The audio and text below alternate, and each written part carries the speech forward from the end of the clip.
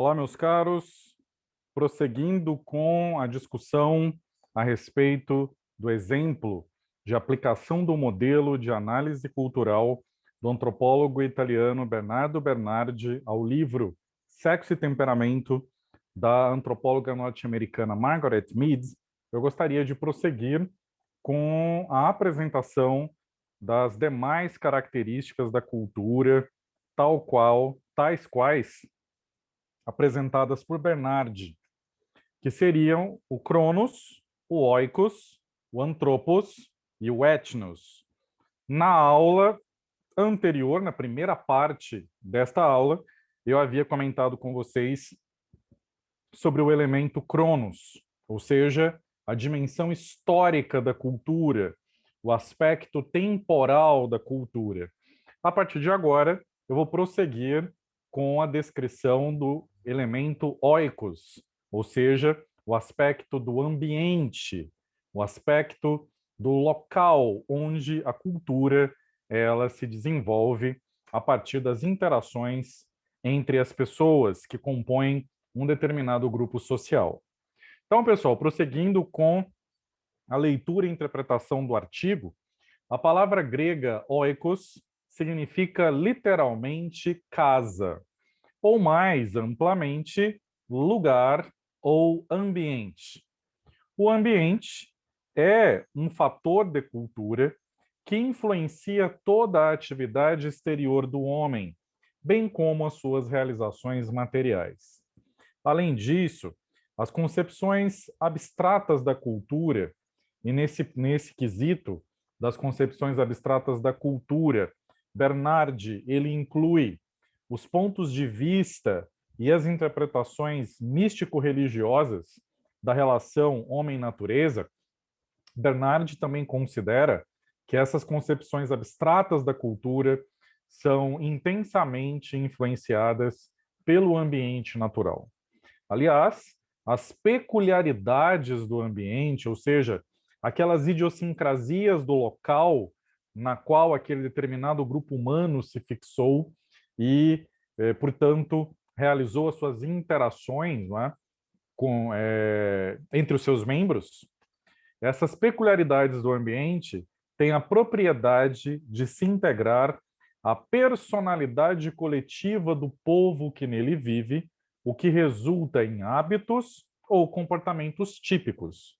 Então, meus caros, vocês, como estudantes de psicologia, sem dúvida nenhuma, já estão observando a relevância do conceito de oikos, né, desse aspecto ambiental da cultura, para o entendimento da expressão do comportamento, da expressão das tradições, que nada mais são do que um conjunto de comportamentos que tende a se repetir ao longo do Cronos, ou seja, ao longo da história de um determinado grupo humano, e esses comportamentos eles se realizam a partir de determinadas regras específicas de conduta, dentro de um sistema de crenças construído historicamente, não é?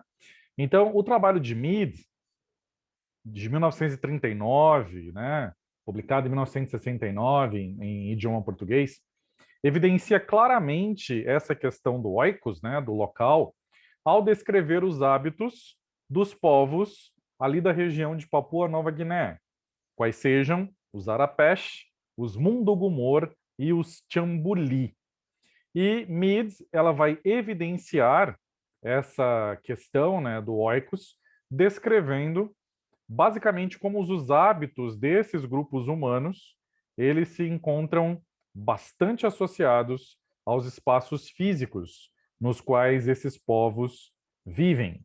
Sem dúvida nenhuma, existe o risco de se cair no chamado determinismo geográfico, não é? Vocês devem se recordar dos estudos de vocês lá do ensino médio, lá da história, em algumas escolas, não é? Isso também era apresentado, acredito eu, no contexto da geografia humana. Então, quando se fala sobre esse conceito de determinismo geográfico, basicamente está se fazendo referência a uma concepção muito comum naquela época, segundo a qual os aspectos ambientais, eles definiriam ou influenciariam de forma decisiva não só os aspectos físicos, ou seja, fisiológicos do indivíduo, bem como os aspectos também psíquicos, não é? Os aspectos também psicológicos.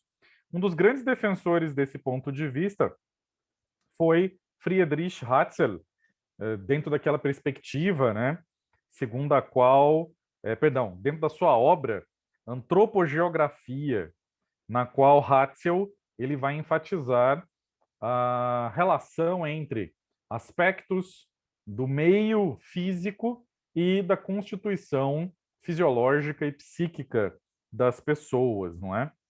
Sendo que, de certa forma, esse ponto de vista ele também pode ser encontrado, mesmo que de forma disfarçada e algumas vezes até de forma explícita também, ao longo da história, principalmente a partir do final do século XIX.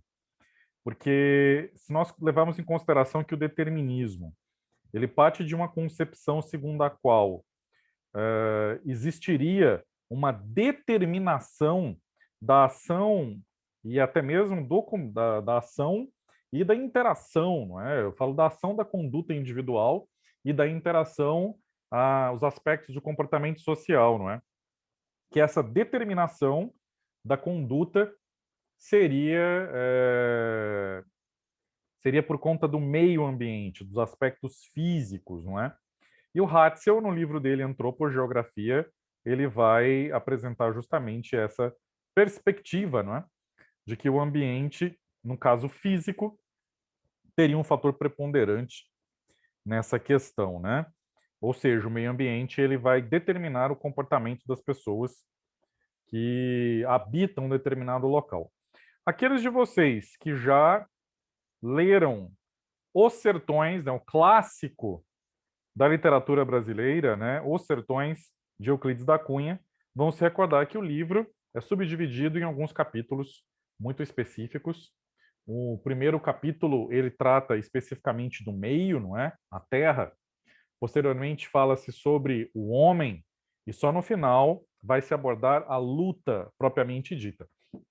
O próprio Euclides da Cunha acaba refletindo o ponto de vista da antropogeografia de Hatzel ao afirmar que o sertanejo nordestino apresenta suas características não apenas físicas, mas sobretudo intelectuais e emocionais, fortemente associadas à questão da geografia, questão do meio físico.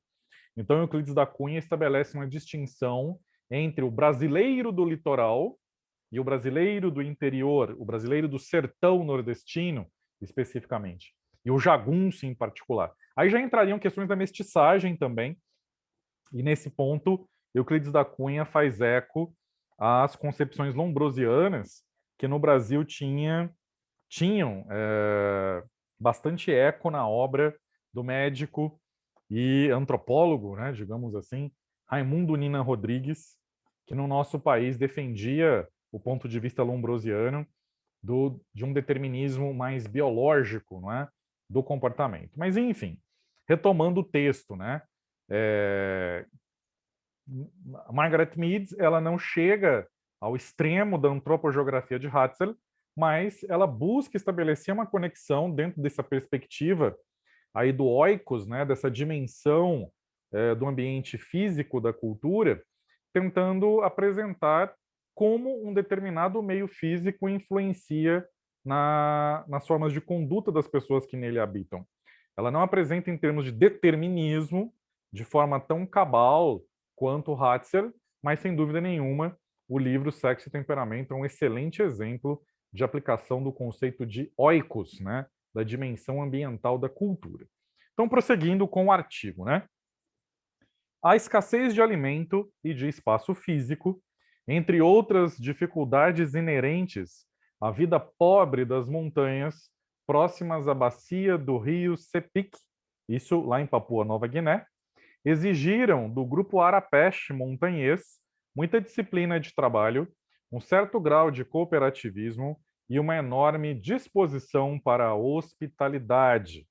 É muito interessante observar, só para traçar um paralelo, que A hospitalidade é uma característica de vários sistemas de crenças de povos que vivem em regiões montanhosas, não é?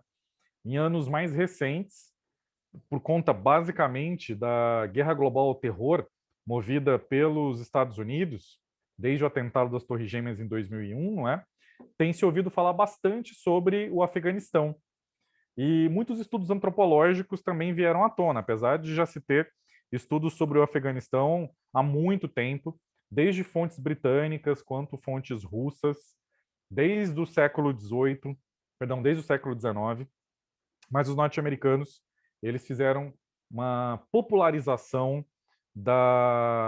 de uma regra social, perdão, de uma regra cultural, que é a hospitalidade. Então, os montanheses de diferentes grupos étnicos no Afeganistão, mesmo em conflito, eles apresentavam essa regra cultural bastante sólida, a regra da hospitalidade. Eu vou voltar a falar sobre esse exemplo mais para frente, numa outra parte da disciplina, tá bom, pessoal? Quando eu for falar sobre sistema de crenças para vocês, tá? Mas isso é mais para frente. Só me veio, digamos, esse exemplo da cultura, né, de alguns povos montanheses, perdão, dessa regra cultural que alguns povos montanheses compartilham, que é a questão da hospitalidade, né? Entretanto, nessa necessidade cotidiana de abrandar a dureza da vida na montanha, privou o montanhês Arapesh da ociosidade necessária ao cultivo da ritualística complexa que ele tanto admira na cultura dos seus parentes do litoral. Olha aí mais um dado interessante, né? Pessoal que se lembra lá dos estudos da cultura clássica greco-romana, né? Vocês vão se recordar que vários autores gregos clássicos afirmavam que só era possível filosofar se o indivíduo não se dedicasse ao trabalho braçal cotidiano. Ele teria tempo, portanto, para poder refletir, pensar, analisar, e que o trabalho braçal impediria a pessoa de ter esse tempo necessário à reflexão. Daí a importância dos escravos nessa cultura clássica, né?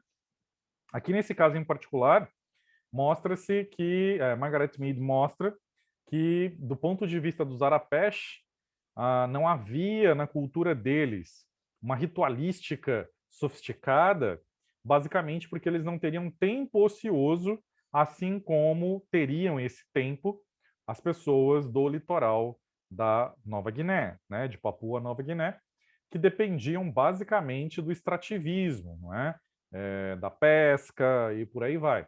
Então as pessoas realizavam as atividades de pesca durante um tempo e depois, ao retornar para casa, teriam tempo suficiente para desenvolver outros aspectos, não é? Eu não sei quem de vocês conhece a atividade de pesca, não é? Não sei especificamente como é a atividade de pesca das culturas de Papua Nova Guiné. Margaret Mead faz uma descrição muito en passant, né, muito superficial dessas práticas, assim como o próprio Real Fortune, né, e outros autores que descrevem as culturas daquela região. Então, eu não sei como seriam, em detalhes, como seria em detalhes a prática da pesca nessas culturas, mas quem conhece a pesca no nosso litoral, né, aqui no Brasil, sabe que não é uma atividade que permite lá muito tempo ocioso, não. Então, enfim, depende muito da forma como essa atividade de extrativismo é realizada, tá? Mas voltando, né, pessoal? Segundo a Margaret Mead, a cultura Arapesh não era muito complexa em termos de ritualística, porque eles não tinham tempo, né? E eles não tinham tempo porque a vida na montanha é uma vida mais árdua do que a vida no litoral e que, portanto, isso influenciaria no sistema de crenças dos indivíduos, que, por sua vez, influenciaria na forma com a qual eles se comportariam, né? Como eles distribuiriam as suas atividades diárias, alocariam tempo para cada uma delas e por aí vai, tá? E aí ela prossegue dizendo, né, que tampouco há tempo para a criação de feitiçarias e outras práticas aterrorizantes a que se dedicam zelosamente os seus primos da planície. Tudo isso chega ao montanhês Arapesh por importação ou imitação dos outros povos de Papua Nova Guiné, com os quais ele tem contato de vez em quando.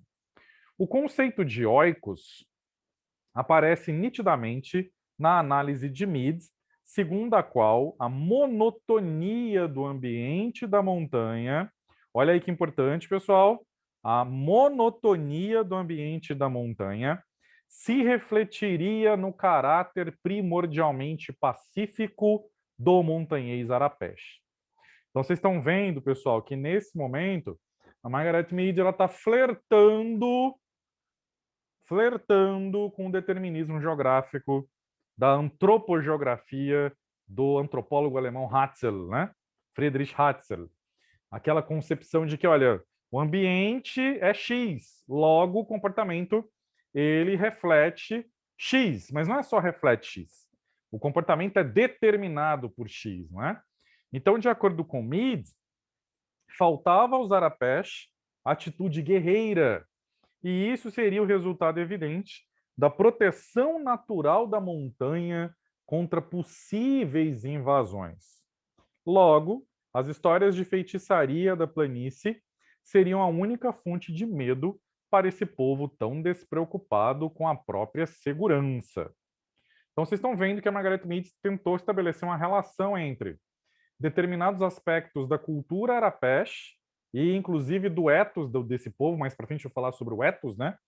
Mas especificamente sobre a atitude em relação à violência organizada, ou seja, a guerra, e ela estabelece que essa atitude teria sido fortemente influenciada pelo aspecto físico, ou seja, pela questão da montanha, né? Pelo aspecto montanhoso do oikos, no qual esses arapesh viviam. É um conceito que faz sentido do ponto de vista lógico, mas historicamente existem algumas controvérsias. Em trabalhos mais recentes, Roscoe, tanto em 2003 quanto em 2014, esses trabalhos apresentaram evidências de que o comportamento pacífico dos arapesh, ao contrário do que supunha a Margaret Mead, não teria sido resultado da influência do oikos, ou seja, do ambiente da montanha, mas sim devido à repressão militar das autoridades coloniais britânicas e australianas durante o período de pacificação de Papua Nova Guiné no início do século XX. Afinal, ainda segundo Roscoe, os arapesh tinham sim tradição guerreira antes da pacificação, sendo que o caráter belicoso do povo arapesh ressurgiu lentamente durante a redução da repressão militar colonial britânica e australiana no final da Segunda Guerra Mundial e reapareceu completamente após a independência de Papua Nova Guiné em 1975. Então, pessoal, tem alguns relatos que depois da independência dessa região, não é? Houve uma espécie de guerra civil, esses diferentes grupos étnicos entraram em conflito e os arapesh não demonstraram a índole pacífica que Margaret Mead havia descrito em Sexo e Temperamento. Pelo contrário, né, existem relatos realmente de ações bastante violentas perpetradas por pessoas pertencentes a esse grupo.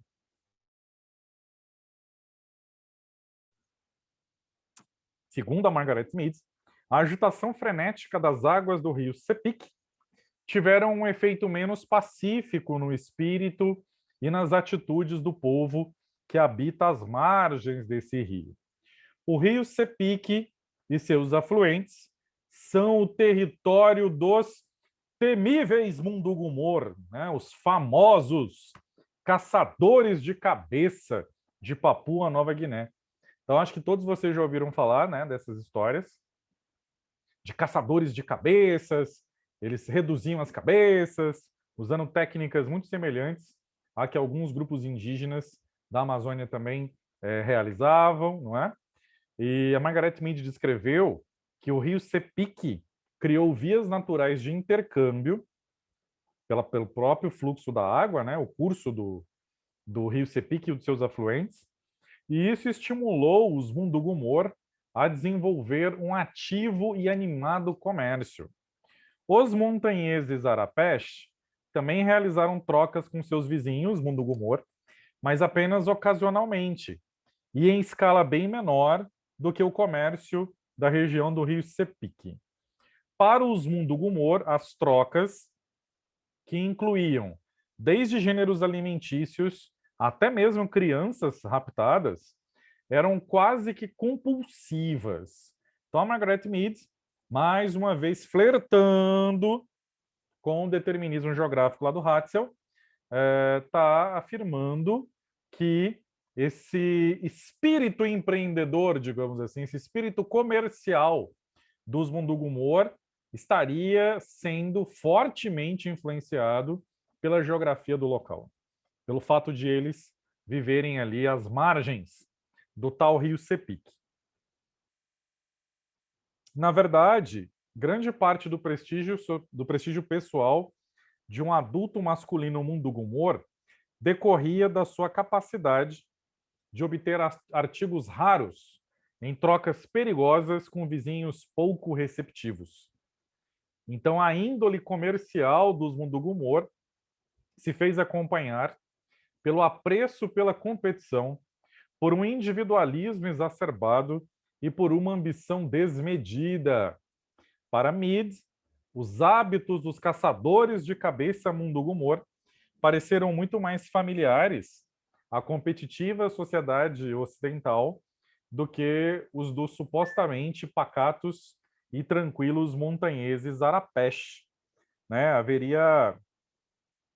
Haveria até uma relação, né? Uma analogia, melhor dizendo, entre o empreendedorismo ocidental e, junto com isso, todo aquele frenesi, né, dos negócios, do mundo anglo-saxônico, europeu também, aquela coisa toda, e uma analogia com o comportamento também comercial dos Mundugumor. Por outro lado, né, de acordo com Mead, o ambiente belo e tranquilo do lago Aibon, ou Aibon, influenciou o povo Chambuli. Esse povo vivia entre margens férteis e pequenas ilhas cobertas de muita vegetação, e por conta disso eles desenvolveram um senso estético apurado. Olha a influência do Oikos de novo, gente. Por que que na visão de Mead, os Chambuli desenvolveram um senso estético bem desenvolvido? Porque eles viviam num lugar bonito. Por que que os Mundugumor se tornaram comerciantes, empreendedores agressivos e ambiciosos? Porque eles moravam na beira de um rio que facilitava comércio. Por que que os Arapesh da montanha eram, entre aspas, né, pacíficos, mais retraídos, mais tímidos? Porque eles viviam na montanha isolada. Estão entendendo o raciocínio do Oikos, gente? Ou seja, o oikos é aquele aspecto da cultura que é influenciado pelo ambiente. Diz respeito, melhor dizendo, à influência do ambiente sobre a cultura. Vimos o Cronos, a dimensão histórica, a dimensão temporal da cultura, e agora estou explicando para vocês a dimensão ambiental, física da cultura, o oikos. Né? Mas voltando aos Chambuli. Esse fato, né, ou seja, que na visão de Mead, os Chambuli teriam se tornado artistas, pessoas com senso estético apurado e tal, porque eles moravam num ambiente bonito, num ambiente tranquilo, né? Isso não queria dizer, por outro lado, que os Chambuli também não caçassem algumas cabeças de vez em quando, né? Então, de acordo com a Mead, os Chambuli, em algum momento, também relataram caçar cabeças, tais como os seus vizinhos Mundugumor também o faziam, né? Aí a Mead continua dizendo que, além disso, né, a fartura de alimento e a boa disponibilidade de espaço deram origem a uma cultura de manifestações artísticas caracterizada pela ostentação da prosperidade, que os Chambuli criaram para si mesmos, a partir da exploração do ambiente no qual eles viviam. Apesar das evidências em contrário apresentadas por Roscoe, isso mais recentemente, né? Mead acreditava que o isolamento das montanhas afastou os Arapesh de envolvimentos constantes em guerras, o que pode ter prevenido a aquisição de padrões violentos de comportamento por parte desse povo. No caso dos Tiambuli e dos Mundugumor, e especialmente nesses últimos, a constante disputa por territórios, por interesses comerciais, ou mesmo pela própria sobrevivência, parece ter contribuído para a incorporação da violência à cultura desses povos.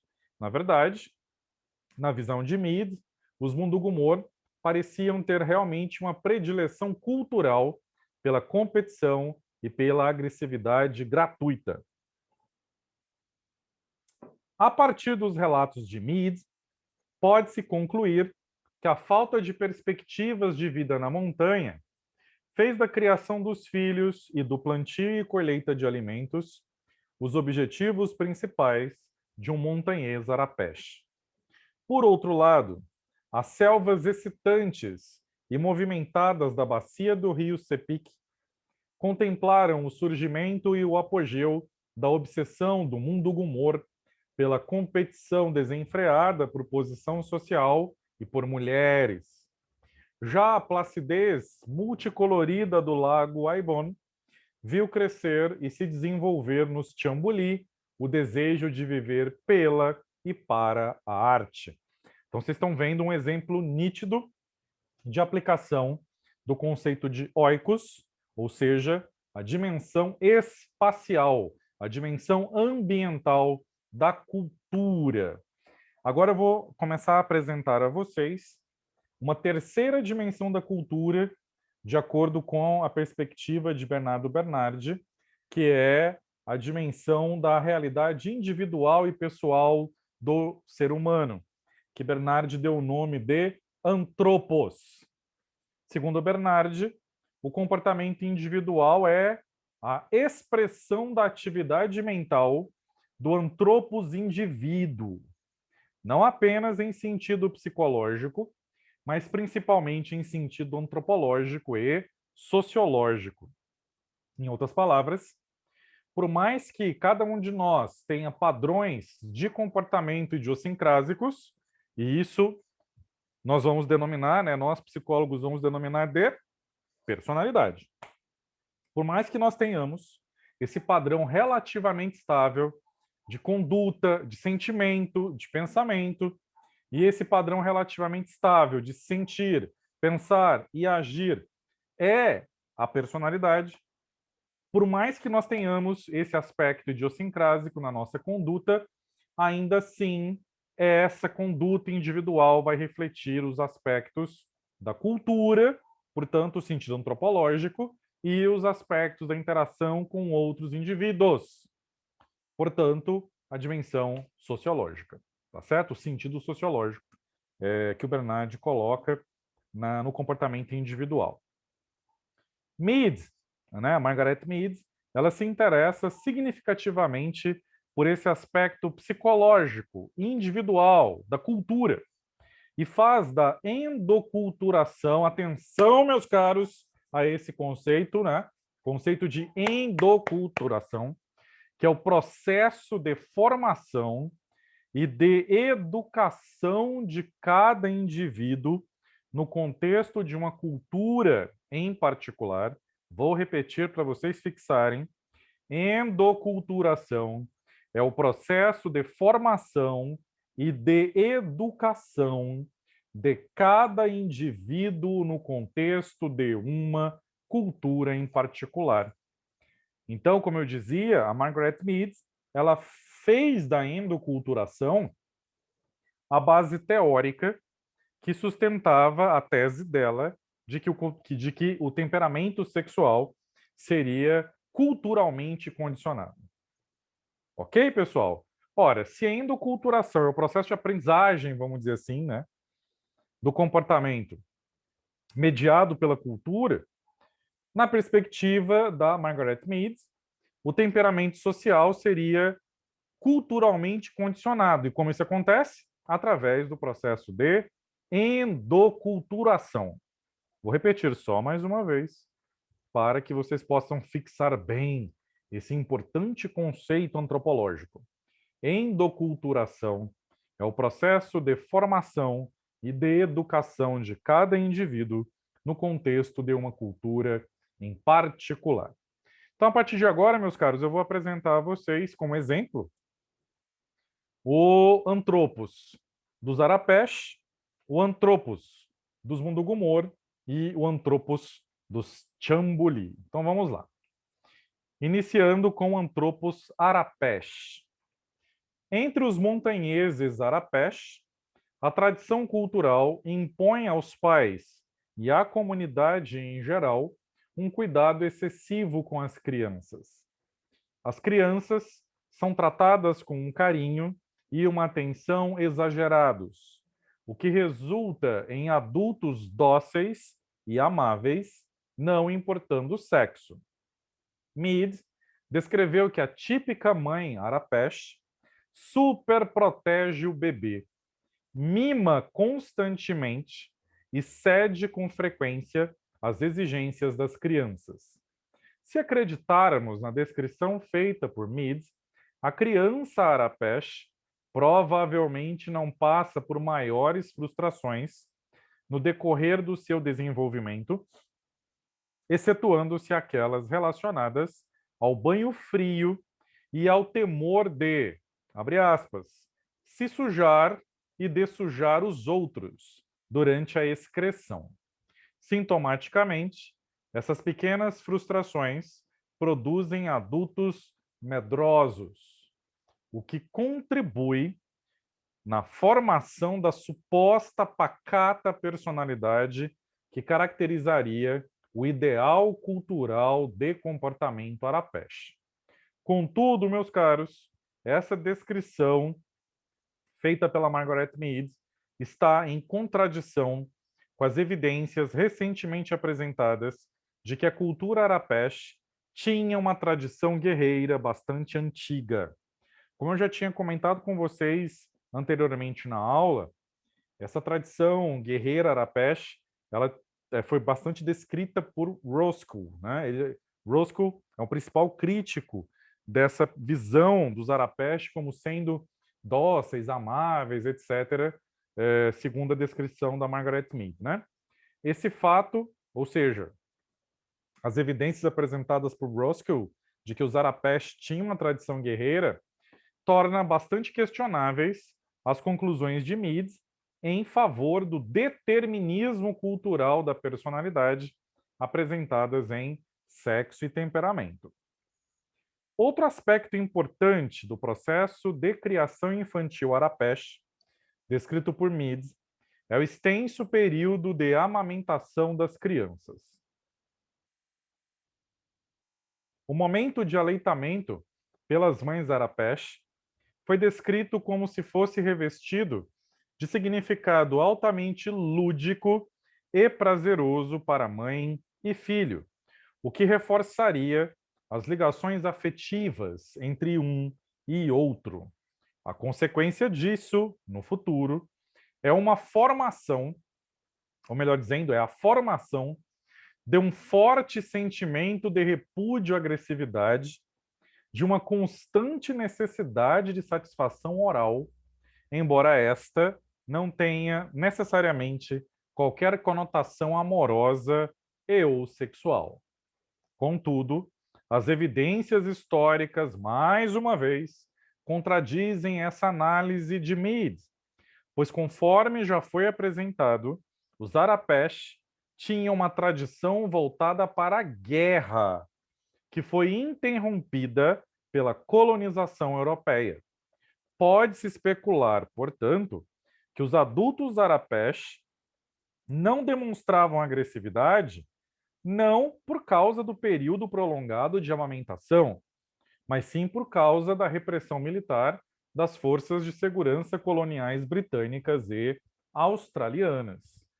No entanto, ainda, segundo a descrição clássica de Margaret Mead, a criança Arapesh é poupada de maiores preocupações. Cresce livremente e sem imposições muito claras de comportamento. Ela, então, aprende a confiar em todos os elementos do grupo e a amá-los mais do que a si mesma. Aí eu abro um parênteses, né, meus caros? Essa é uma concepção bastante complicada em termos psicológicos, mas que, segundo a Margaret Mead, faz muito sentido no contexto do anthropos arapesh, né? Da personalidade cultural, digamos assim.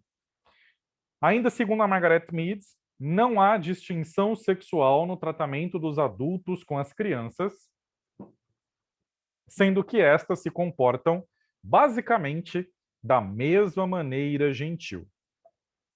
Posteriormente, no entanto, durante a adolescência, as meninas aprenderão que têm mais liberdade de expressar sentimentos de raiva do que os meninos.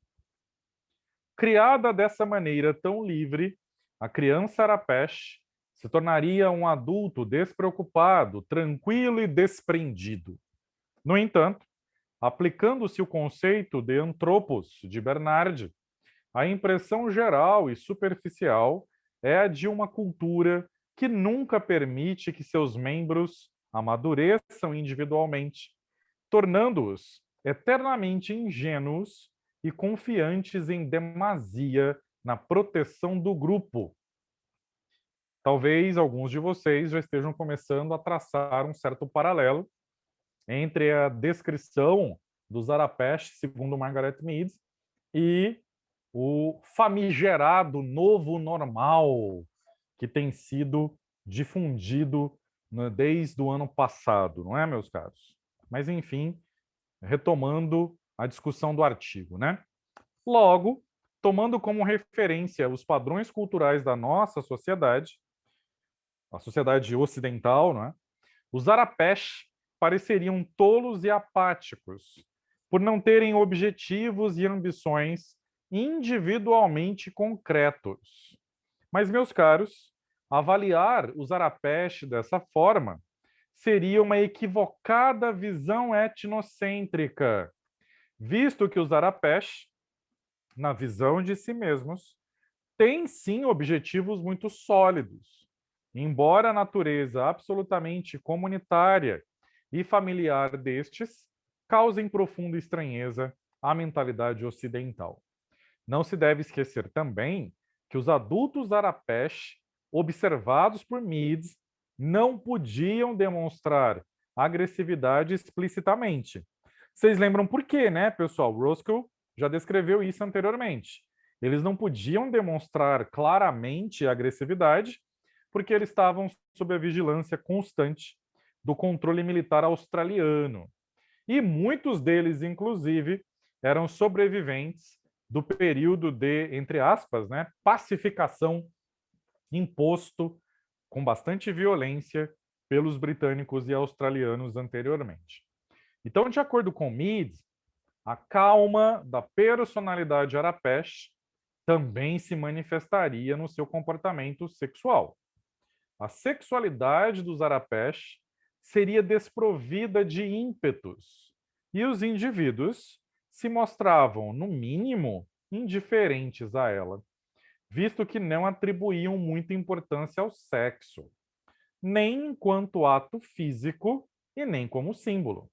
Entretanto, aplicando novamente o conceito de antropos de Bernard, essa descrição de Mead sobre o sexo na cultura arapesh parece muito contraditória em uma cultura que valoriza tanto as crianças e a maternidade. Por outro lado, talvez seja exatamente esse aguçado instinto maternal, presente indiferenciadamente em ambos os sexos da cultura arapesh, a causa do tamanho desinteresse pelo sexo. Outra possível explicação para o desinteresse sexual dos arapesh poderia ser o fato de as diferenças físicas sexuais serem atribuídas pelos arapesh a uma natureza sobrenatural, entrando aí em cena o famoso sistema de crenças. Eu vou voltar a falar mais detalhadamente sobre sistema de crenças mais para frente na disciplina, viu, pessoal? Sendo assim, não haveria razão para que um sexo se sentisse fisicamente atraído pelo outro, uma vez que os Arapesh tinham a crença de que a atração sexual seria determinada por fatores sobrenaturais independentes da vontade do indivíduo.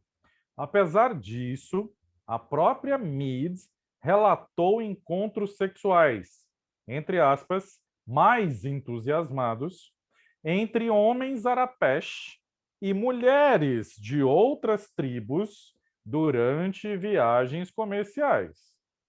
Fugindo à polêmica da veracidade desses relatos, pode-se concluir como Mead que a sexualidade amena dos Arapesh seria apenas mais uma consequência de uma cultura que pressupõe que homens e mulheres seriam dotados do mesmo temperamento cordial que, para os padrões ocidentais, seria caracteristicamente feminino. Deve-se ter em mente ainda a possibilidade de que a brutalidade da dominação colonial europeia sobre os Arapesh, no decorrer da qual houve vários massacres de comunidades Arapesh por tropas coloniais, sejam elas britânicas ou australianas, possa ter produzido um estado de desesperança, apatia, e olha o conceito que vocês aprenderam lá na sociologia, né, lá nas ciências sociais, lá com o Emile Durkheim, de anomia. Então, essa brutalidade da dominação colonial europeia pode ter produzido essa anomia, essa apatia, essa desesperança, a tal ponto que os Arapesh não tinham mais interesse em perpetuar o seu grupo. E, portanto, a atividade sexual se tornaria desinteressante para eles. Eles estavam num estado de apatia, digamos assim, né? Trazendo mais para uma dimensão psicopatológica, vamos imaginar que muitos desses indivíduos estariam sob efeito de transtornos de estresse, seja transtorno de estresse agudo, seja transtorno de estresse pós-traumático. E como vocês vão aprender posteriormente, lá na disciplina de psicopatologia, as pessoas portadoras desses transtornos não demonstram interesse em atividade sexual. Não é? Então, por conta disso, essa poderia ser uma hipótese, digamos, alternativa àquela perspectiva da descrição original da Margaret Mead, né? Passemos agora ao Anthropos Mundugumor, ou seja, a personalidade cultural Mundugumor. Então, de acordo com Mead, o repertório de comportamento dos Mundugumor seria diametralmente oposto ao dos Arapesh. Mead descreveu os Mundugumor como sendo um povo culturalmente violento, cuja personalidade social que predomina em ambos os sexos caracterizava-se por padrões comportamentais que a visão cultural ocidental classificaria como, entre aspas, masculinos. A família Mundugumor, bem como a sociedade em geral, não tem unidade, sendo constantemente abalada por conflitos internos. Um clima de desconfiança generalizada é onipresente em toda a tribo, sendo ao mesmo tempo causa e consequência de infindáveis disputas fratricidas. A criança Mundugumor não recebe qualquer atenção especial, sendo antes violentamente maltratada pelos pais e desprezada pelo restante do grupo. Dessa maneira, aplicando o conceito de Anthropos de Bernard, o desenvolvimento infantil Mundugumor se daria em um ambiente bem hostil, no qual a criança tinha de aprender rapidamente a ser violenta para tentar sobreviver. No entanto, esse aprendizado da tradição Mundugumor, que enfatizava a virilidade, o individualismo e a agressividade, seria absolutamente indispensável, uma vez que todos os demais elementos do grupo, principalmente os parentes, são ou serão inimigos em potencial, concorrentes em potencial pelos recursos escassos. Logo, o objetivo primordial da educação Mundugumor seria a formação de indivíduos suficientemente agressivos que pudessem sobreviver à alta competitividade imposta pela cultura Mundugumor. A tradição cultural dos Mundugumor parece tão brutalmente cruel para a visão da cultura ocidental atual, politicamente correta, obviamente, não é? Na descrição de Mead, que o indivíduo é, por ela, coagido a sentir profundo pesar e indisfarçado desgosto diante da possibilidade de vir a ter um filho. A partir dessa informação sobre a indesejabilidade da gravidez, pode-se inferir naturalmente que a vida dessa criança ao nascer não será de forma alguma confortável, como era lá no Zarapesh, segundo a descrição da Mead, né? Pois tanto o pai quanto a mãe veem a gravidez com bastante desagrado, algo pior do que uma punição. De acordo com a descrição de Mead, o homem Mundugumor típico vê o filho como um futuro rival na disputa por mulheres e enxerga a filha como uma propriedade indócil que lhe escapará ao controle. Assim, ambos recebem praticamente o mesmo tratamento brutal durante a infância, embora a filha passe a ser tratada ligeiramente melhor à medida que vai crescendo e o seu corpo vai adquirindo, segundo palavras da Margaret Mead, características desejáveis, sem dúvida nenhuma do ponto de vista físico, não é?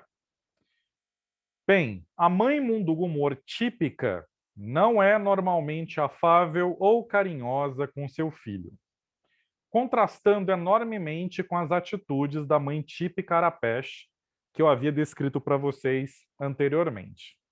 O aleitamento é um momento incômodo para a mãe Mundugumor e sacrificante para o filho, que precisa lutar audazmente para se manter aderido ao seio materno.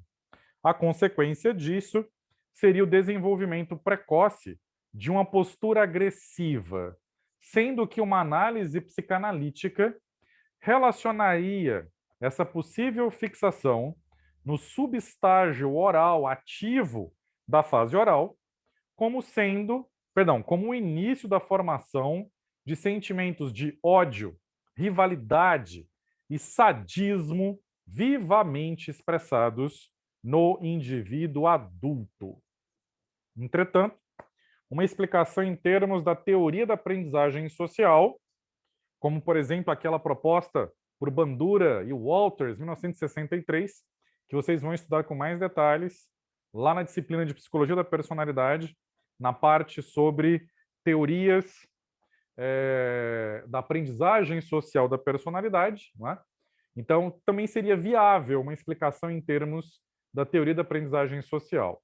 Porque, de acordo com essa perspectiva, o Mundugumor adulto ele seria violento porque, quando criança, ele teria aprendido através da imitação. Vocês vão aprender posteriormente que esse mecanismo vai se chamar tecnicamente de modelação, aprendizagem a partir da observação das consequências dos comportamentos dos outros. E aí entra em cena o mecanismo de reforçamento vicariante, toda uma série de aspectos de aprendizagem. Vocês vão aprender com mais detalhes lá na Personalidade 1. Por enquanto, o que importa para vocês é a ideia de que é possível compreender a violência na cultura Mundugumor como sendo resultado da aprendizagem social, né? Porque a criança mundo Gumor, ela aprende a ser violenta vendo os adultos sendo violentos na cultura dele, na cultura dela, né? Então, a criança, ela aprenderia por imitação a reagir com agressão diante de experiências aversivas. Além disso, a criança aprenderia a ser violenta por imitação e esta postura agressiva seria fortalecida quando a própria criança percebesse que está correspondendo perfeitamente ao modelo cultural valorizado. Já no que diz respeito à sexualidade, meus caros, ao contrário dos Arapeste, que não tinham lá muito interesse pela atividade sexual, os Mundugumor veem no relacionamento sexual uma experiência excitante por si só. Assim, homens e mulheres dessa cultura se entregariam com o mesmo entusiasmo agressivo às atividades sexuais, sendo que os relacionamentos extraconjugais seriam bastante frequentes. Aplicando-se o conceito de antropos de Bernard, pode-se compreender que todas essas características mundugumor seriam resultados evidentes de uma cultura que valoriza e incentiva a violência, a competição, a agressividade, não é? A impetuosidade sexual, a ostentação e ganância desmedidas, bem como a inveja. Dentre as três culturas de Papua Nova Guiné estudadas, Margaret Mead considerava que a cultura Mundugumor era a que mais se parecia com a cultura norte-americana e europeia daquela época, ou seja, nos anos 30 do século 20, né, meus caros? Era a cultura Mundugumor, ela se parecia, era a cultura que mais semelhanças teria com, digamos, uma perspectiva geral da cultura ocidental da época de Margaret Mead. Bom, meus caros, prosseguindo agora com a descrição do Anthropos Chambuli. Os Chambuli, ao contrário dos Arapesh e dos Mundugumor, atribuem diferentes papéis sociais a homens e a mulheres, sendo que tais papéis são inversos aos prescritos pela cultura da sociedade ocidental. Isso significa que o homem Chambuli típico se comportaria como uma mulher ocidental, ou seja, europeia ou norte-americana, típica da década de 1930. Por outro lado, a mulher Chambuli típica se comportaria como homens da cultura ocidental da década de 1930. A partir dos 6 anos de idade, segundo a Margaret Mead, as crianças eram tratadas e educadas diferentemente conforme o sexo biológico. Os meninos eram mimados e preparados para exercer futuras atribuições artísticas. Vocês lembram, pessoal, que lá na parte do oikos, eu tinha comentado com vocês que a Margaret Mead dizia que os Arapesh tinham um senso estético apurado porque eles viviam num local bonito, num ambiente bacana, esteticamente, né? Já as meninas, por sua vez, aprendiam atividades manuais e eram treinadas para desempenhar seu futuro papel de mantenedoras do sustento da comunidade. Mead descreveu que a sociedade Chambuli era efetivamente organizada, mantida e controlada pelas mulheres, apesar do caráter patrilinear de organização familiar. Posteriormente, meus caros, na aula sobre organizações familiares, eu vou explicar para vocês de maneira mais detalhada o que seria uma organização patrilinear ou matrilinear. Mas só para adiantar para vocês, de maneira bem sintética, sem entrar em muitos detalhes, essa organização patrilinear significaria que a descendência, digamos assim, das pessoas, ela seria atribuída a partir de uma figura masculina e não de uma figura feminina, tá? Mas isso eu vou explicar para vocês de maneira bem mais detalhada na aula específica sobre formas de organização familiar. Acredito eu que isso vai ser lá mais para o final do semestre, quando eu discutir esse modelo, né? Que basicamente seria a ideia de que as pessoas seriam conhecidas por meio da sua linhagem masculina, né?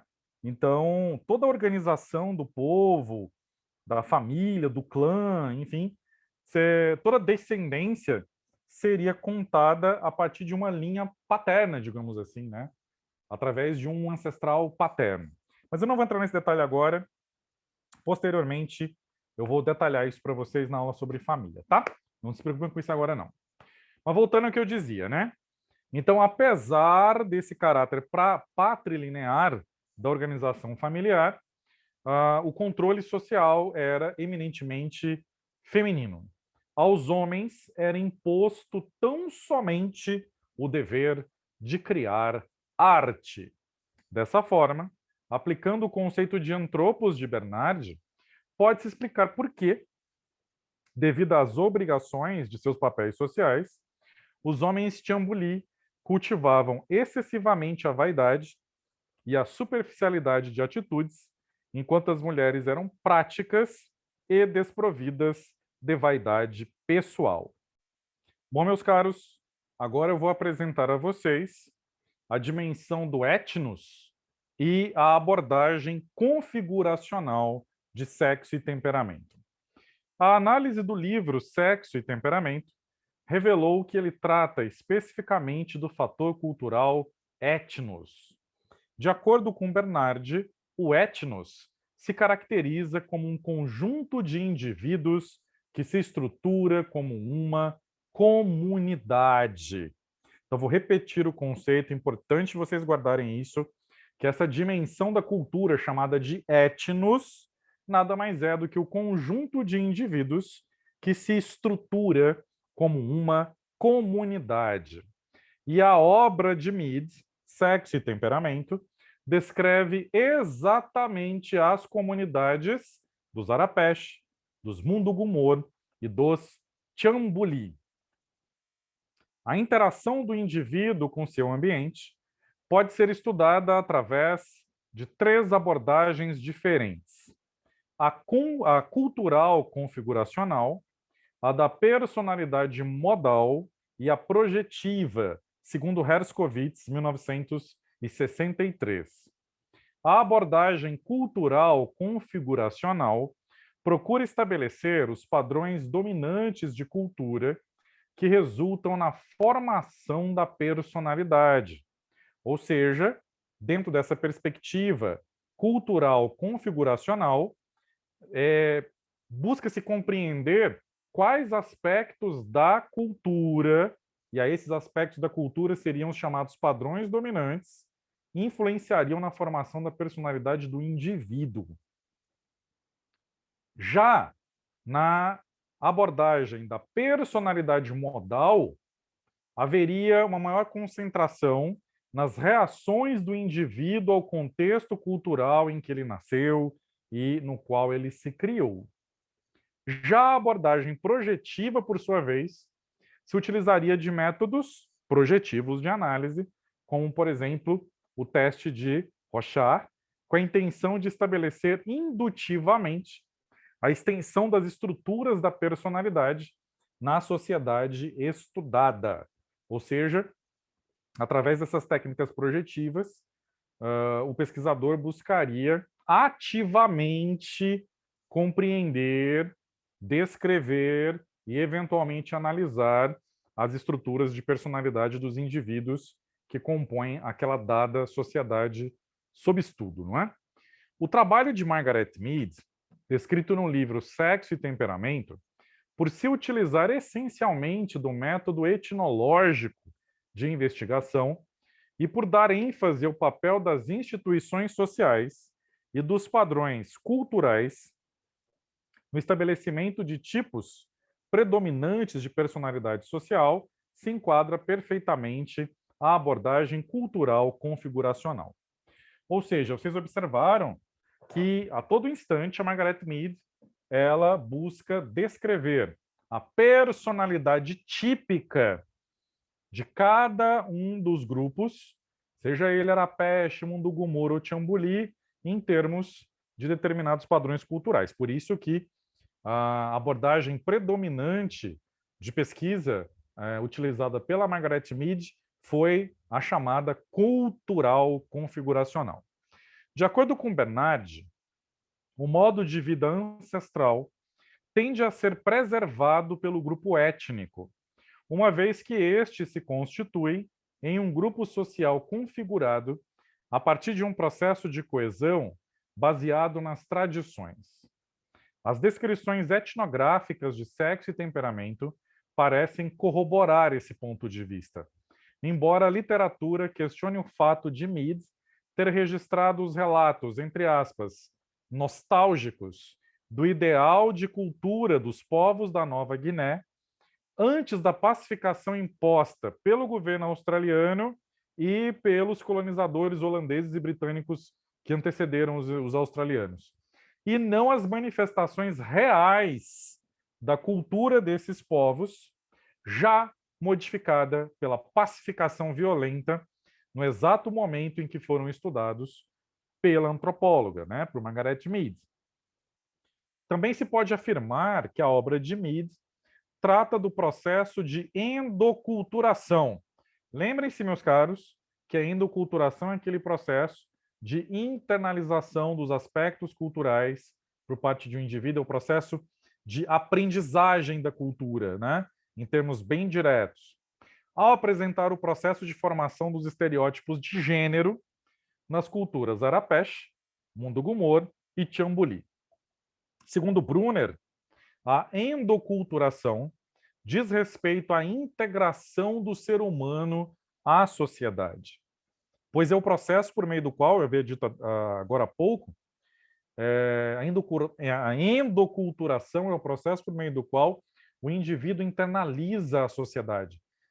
Se nós formos utilizar alguns conceitos da psicologia social, seria o processo de subjetivação da sociedade, que posteriormente vai permitir o indivíduo objetivar, ou seja, se comportar no contexto dessa sociedade, não é? Então, no decorrer do processo de endoculturação, o indivíduo aprende as formas de conduta consideradas aceitas pelo seu grupo, não deixando de lado, evidentemente, a sua própria maneira de agir, ou seja, a sua personalidade, mas sim adaptando-a às expectativas culturais. Aquela ideia do papel cultural que eu tinha comentado com vocês em uma das nossas primeiras aulas, Para cada posição do indivíduo em um grupo social, corresponde um determinado papel. O papel é um conjunto de expectativas de comportamento, ou seja, um determinado grupo social tem expectativas de comportamento acerca de um indivíduo numa certa posição, que esse indivíduo ocupe nesse grupo social.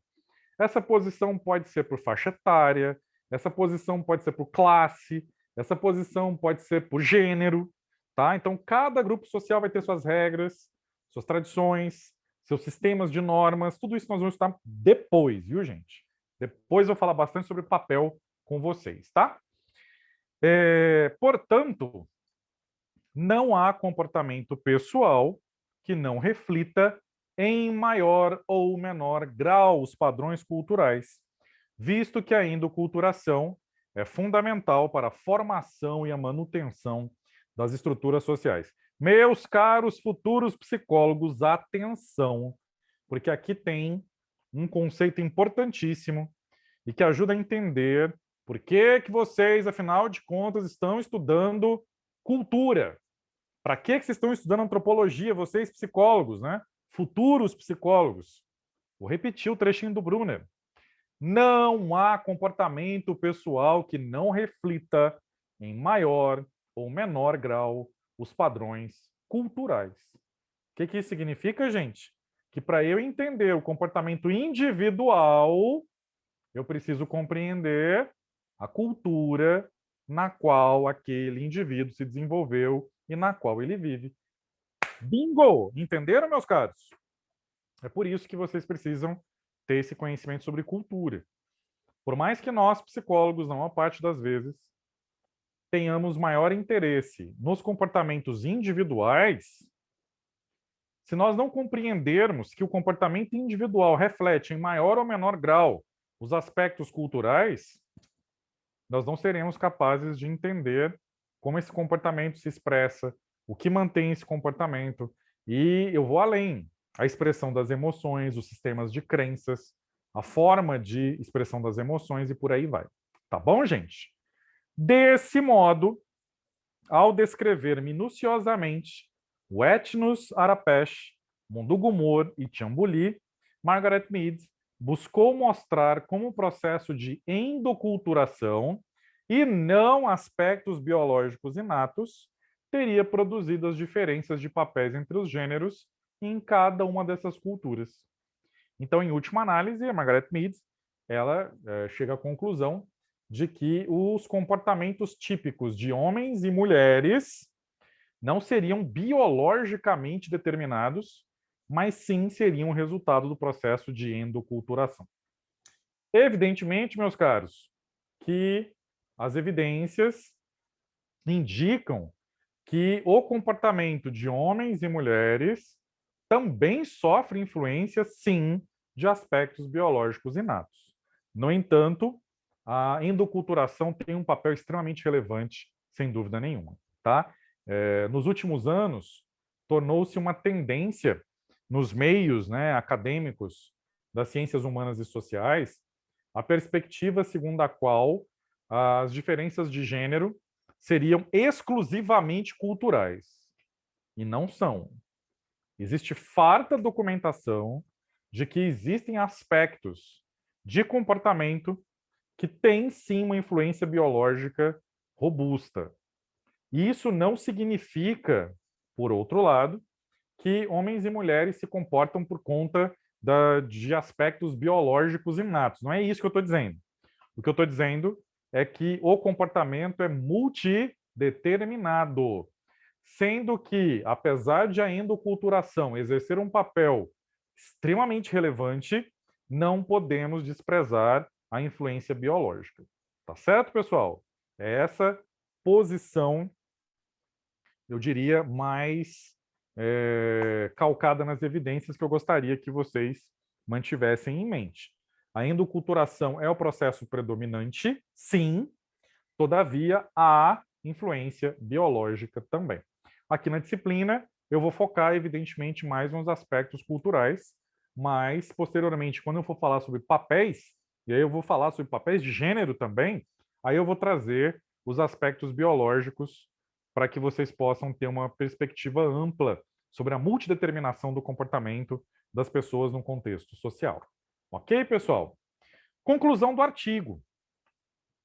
A aplicação do modelo de análise cultural de Bernardo Bernardi ao livro Sexo e Temperamento, de Margaret Mead, permitiu a realização de novas reflexões sobre as descrições etnográficas originais de Mead, particularmente no que diz respeito à formação da personalidade e à questão da sexualidade dos povos Arapesh, Mundugumor e Tiambuli. Então, pessoal, o que eu gostaria que vocês guardassem dessas aulas, né? Dessas duas aulas, acerca desse exemplo de aplicação do modelo de análise cultural de Bernardi ao livro Sexo e Temperamento. Eu gostaria que vocês guardassem as dimensões da cultura, ou seja, cronos, oikos, antropos e etnos. Que vocês também guardassem o conceito de endoculturação, extremamente importante, e que vocês compreendessem que, vou até voltar lá no trechinho do Brunner, que para mim é uma parte essencial para vocês como estudantes de psicologia, para mim como psicólogo profissional. Não há comportamento pessoal que não reflita em maior ou menor grau os padrões culturais. Gente, se vocês guardarem isso, disciplina de antropologia já terá valido a pena para vocês, tá bom? Vou, posteriormente, organizar um exercício para vocês poderem realizar lá no Google Classroom, tá bom, pessoal? com base nas aulas e com base no artigo. O link do artigo já está lá no Classroom para vocês poderem ler. E eu também vou colocar o link das aulas para vocês assistirem. Tá bom, pessoal? Para vocês poderem resolver os exercícios.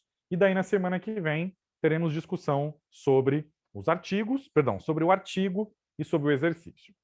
Então, bons estudos a todos. Até breve, meus caros. E se eu conseguir achar o botão de desligar, né?